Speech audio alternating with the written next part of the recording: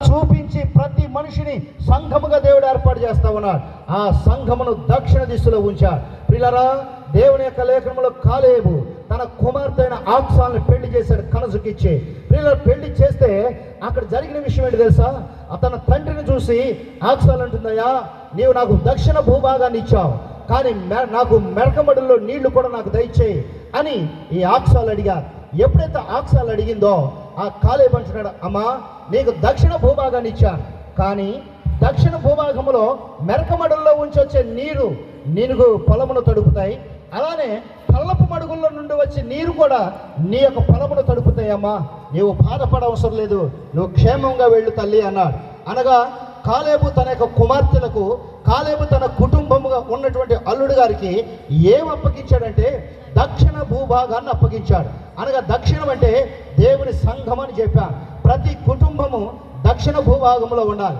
ఎప్పుడైతే దక్షిణ భూభాగంలో ఒక కుటుంబం ఉంటుందో అతడు మెరకమడుల్లో ఉన్నటువంటి నీరు ఆశీర్వాదం వస్తుంది అన్నాడు. మెరకమడులు అంటే పరలోకములో ఉన్నటువంటి వాగ్దానం, పరలోకంలో ఉన్నటువంటి వాక్యం, పరలోకంలో ఉన్నటువంటి జీవాహారం, పరలోకంలో ఉన్నటువంటి ఆశీర్వాదం నీ కుటుంబంలోకి వస్తాయమ్మా. అలానే కాదు మనుషుల దయ నీ కుటుంబంలోకి వస్తుంది, అలానే కాదు మనుషుల యొక్క ఉపకారాలు నీ కుటుంబంలోకి వస్తాయి, లోకంలో ఉన్నటువంటి ఆశీర్వాదాలు కూడా వస్తాయి. అందుకే ప్రభువు వారు ఒక మాట చెప్పాడు, మనుషుల దయందును దేవుని దయందును యేసు వర్ధిల్లుచుండెను, యేసు వర్ధిల్లుచుండెను వాక్యం సెలవిస్తా. మెరకమడులనగా మనము చాలా మంది అనుకుంటాం దేవుని దయ ఉంటే చాలు, మనుషుల దయ అవసరం లేదంటారు.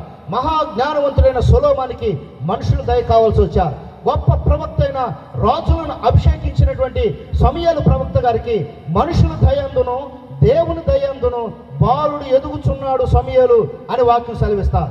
ప్రియులారా, ఈ రోజున సేవకులకైనా, ఈ రోజున మీ కుటుంబాల్లో ఉన్న పెద్దలకైనా చిన్నలకైనా ఎవరి దయ అవసరమో తెలుసా? మొట్టమొదటిగా దేవుని దయ అవసరం. రెండవది కూడా ఈ లోకంలో నువ్వు జీవిస్తున్నావు చూసారా, ఈ చుట్టు ప్రాంతాల్లో నువ్వు జీవిస్తున్నావు కదా, బంధువుల దయ, స్నేహితుల దయ, మనుషుల దయ కూడా అంతే అవసరం. చాలా మంది ఒక కోపాల్లో అనుకున్న మాట ఏంటి తెలుసా? నీ దయ నాకు అవసరం లేదంటారు. అది తప్పని బైబిల్ గ్రంథం చెప్తా ఉంది. మెరకమడుల్లో ఆశీర్వాదాలు నీకు తప్పదు, మెడకమడులో ఆశీర్వాదాలు నీకు కావాలనుకోవడం తప్పు.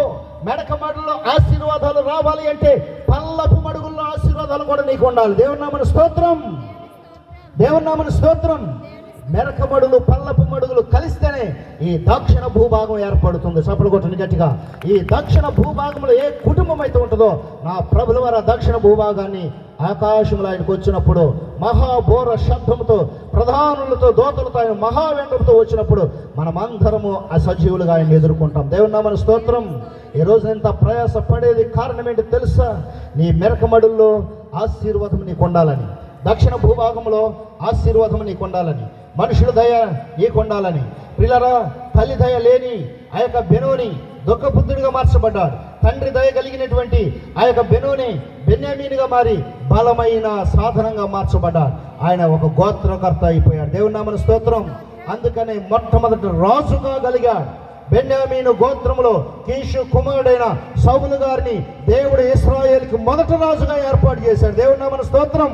ఇశ్రాయేలీలందరూ ప్రార్థన చేశారు, అయ్యో ప్రభా, అన్య జనులను ఏలుబడి చేస్తున్నట్లుగా మాకు కూడా ఒక రాజు కావాలయ్యా, ప్రవక్త మాకు వద్దని వారు మొరలిడితే సమూయేలు రాత్రంతా ప్రభు దగ్గర ప్రార్థన చేశారు. సమూయేలు ప్రభుతో మాట్లాడినప్పుడు ప్రభు అన్నాడు, అయ్యా సమూయేలు, నిన్నైతే వారు తిరస్కరించలేదు, కానీ నన్నే వారు ఏలకుండా వెలివేశారు, కాబట్టి వారు అడిగినది త్వరగా చేయంటే మిస్పాలో రాజ్య పాలన చేయటానికి దేవుడు ఏర్పరచుకున్నాడని ఆలోచన చేశాడు. ఎవరు వస్తారంటే